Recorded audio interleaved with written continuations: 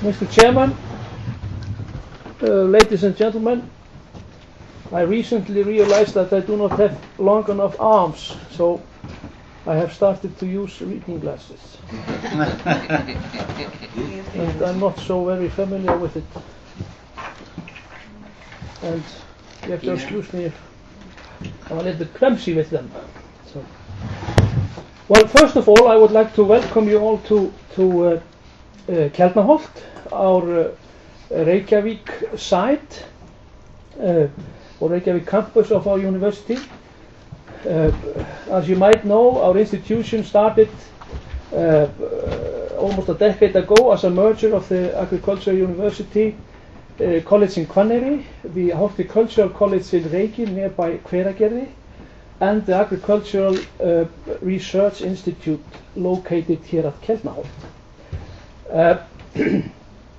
And today we have part of our staff having their permanent offices here at Keldnaholt, and we have all the group of what we call our migrating birds. They have their temporary offices here, and we also run two of our programs here at Keldnaholt, a master program in planning and a program that we call or is called the United Nations University Land Restoration Training Program, a long name, and a very interesting program that we run together with the Soil Conservation Service and the United Nations University, and this is something that we started in 2007, and it's really growing and really an important program for us.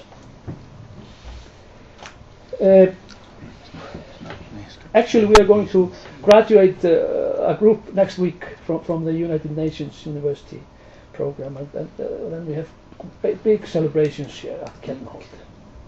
People coming from countries where they are facing problems.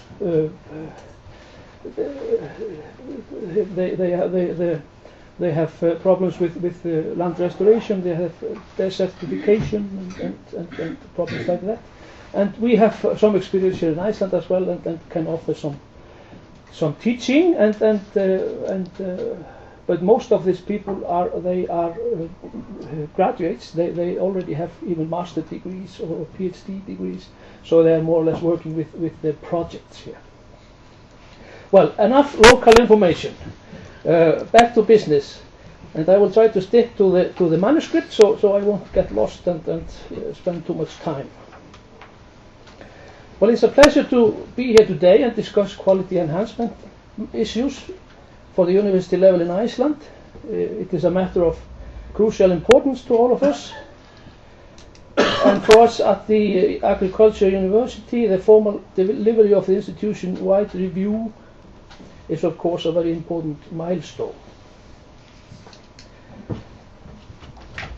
My aim is to describe briefly our experience, what we did and what it seems to have given us.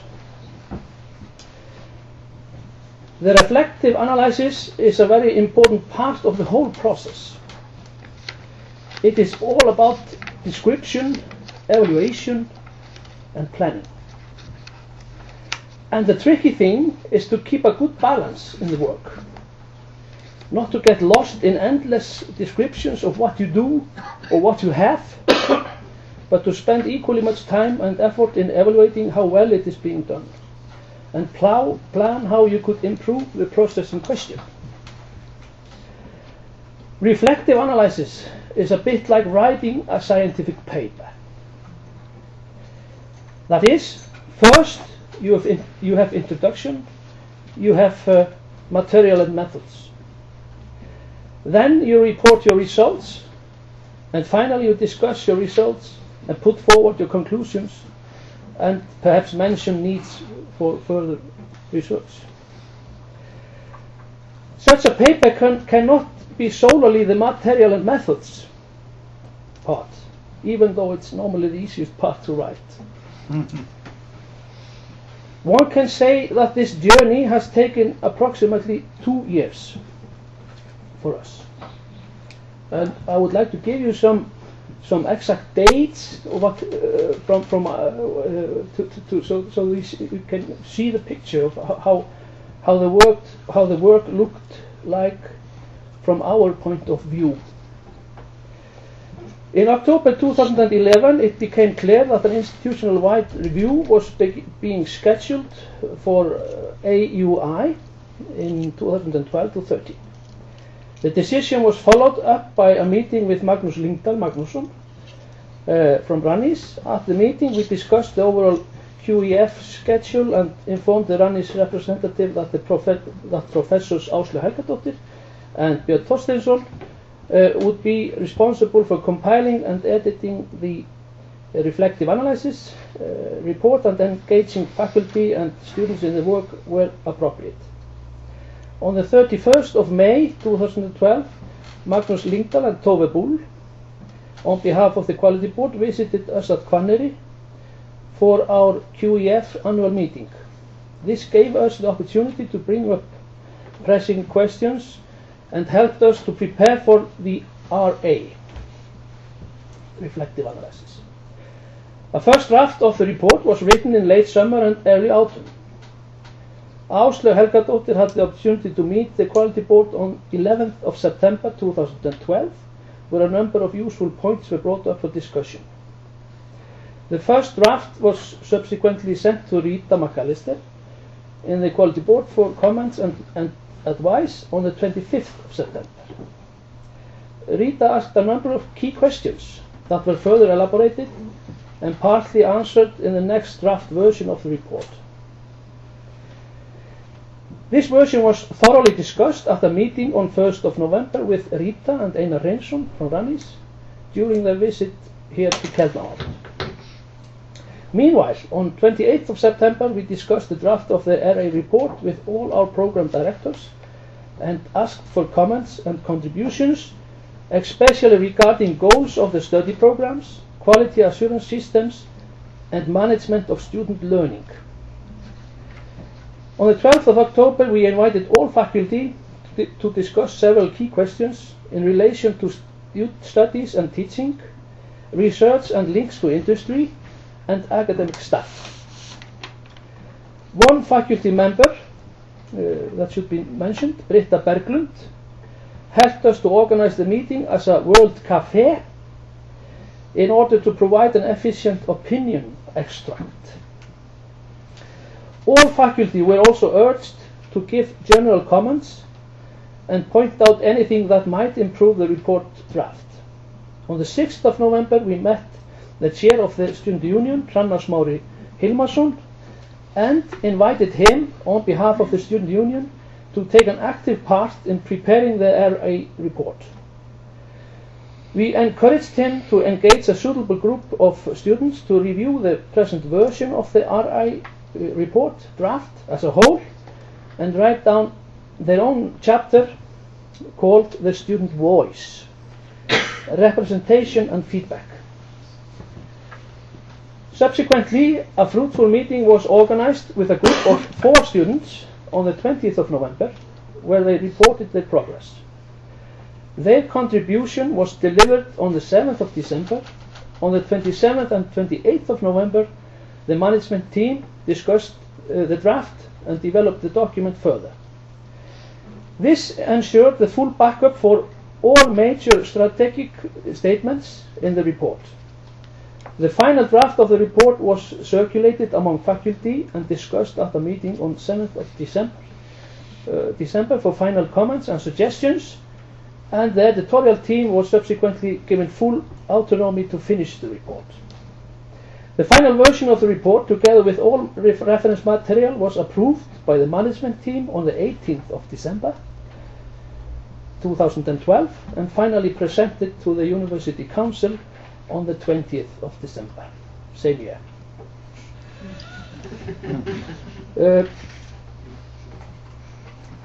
This was a long list of dates, but I think it's important to simply tell you how it was written. The production of a reflective analysis was new to us at the AUI, as it is to every institution in Iceland. For an establishment of our size, without dedicated quality assurance post, it was a substantial task.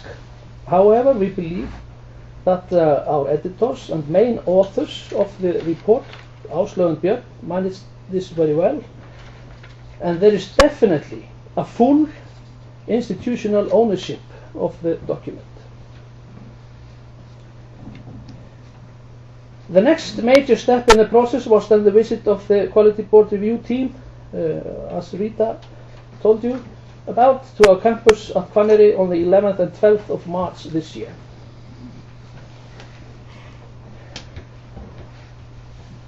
The main outcome of the reflective analysis is a quality enhancement activity plan with clear goals, responsibility and timing.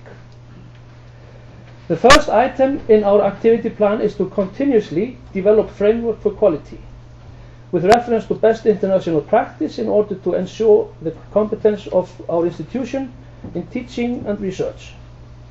In our case, we will particularly give emphasis to Quality Assurance Handbook, terms of reference for the management team, improve formal terms of reference for the Education Committee, formalize the Faculty Council, and define the role of the University Forum. Other examples from the activity plan have to do with accreditations, subject reviews, faculty review, alumni review, sabbatical leave, and continued education, rules for hiring faculty, course assessment, research evaluation, administration effectiveness, access to management and information systems. The Agricultural University of Iceland is by all standards a small university. Apart from being small, it is geographically scattered over several locations. This complicates the management of the institution and creates a series of difficulties. The most serious probably the reduced cost effectiveness, but it also inhibits synergy among staff and facility use. Further, our institution has been insufficiently funded for years, and this has seriously affected a number of quality issues, such as our possibilities to recruit highly qualified staff of international caliber and to finance faculty sabbatical leaves. However, a small size also brings with it a number of benefits. Lines of command are short and it's relatively easy to implement new decisions. Communication routes between staff and students are simple, and anonymity hardly exists. Being small can even make things easier when it comes to quality enhancement. And I would like to quote one of my favorite sentences from the Quality Board Review Team's report. With your permission, Mr. Chairman,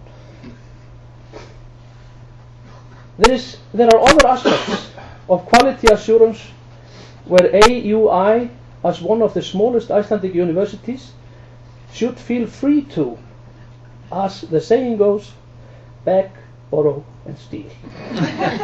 End of quote. According to the recent study on the destiny of our alumni, 87% of them consider the bachelor degree to be of overall high quality. 87%. Most of our current students are also pleased with the quality of their education and the university in general. Increased proportion of distance learning students in recent years has though caused pedagogical complications that need to be addressed. We are currently considering altered teaching methods and or course structures. The preparation of the reflective analysis has made us aware of a number of quality issues which need to be considered in the near future. We realize that we need to introduce more formal organizational processes, as this will raise standards of our quality assurance system. As mentioned before, we will introduce terms of reference for the management team and all major university committees. In general, routes for implementing decisions need to be made more formal. The current strategic plan for our institution is set for 2009 to 2013. And it is thus timely to start preparations for a new plan for the period 14 to 18.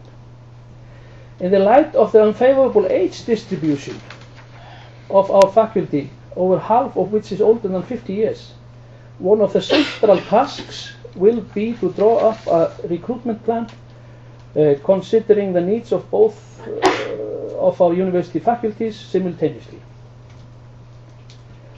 In all the work and the formal AUI quality enhancement activity plan will play a fundamental role.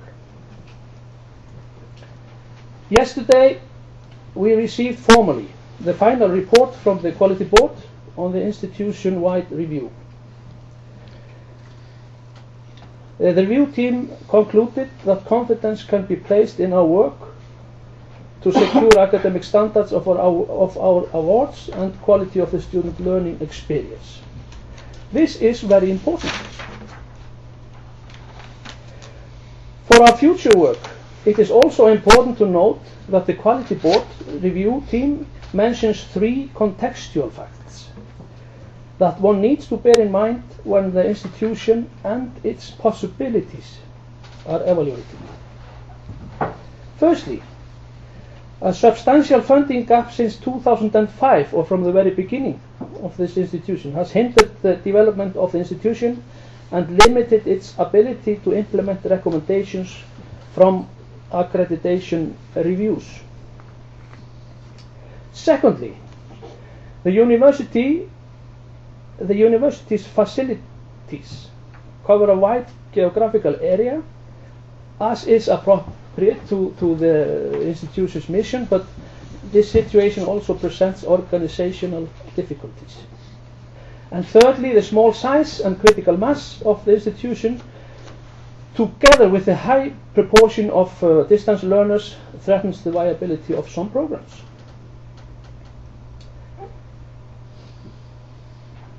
The preparation of the reflective analysis and the meetings with the review team of the Quality Board was a learning process for us here at AUI.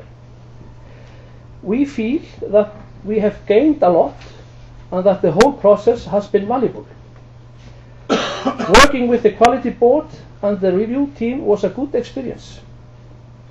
Frank and constructive discussions, good guidance, and well organized. Some would say that there was too much time pressure, but perhaps that just fits with the spirit of our nation. And by the end of the day, was not so bad at all.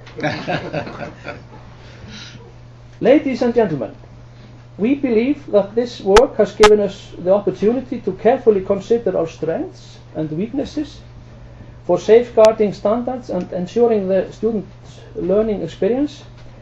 In many ways, we can be proud of our work, and it seems that the education that we have offered our graduates has been valuable both for society and themselves. Yet, we have identified a number of issues that need to be improved in the near future. Thank you. Thank you.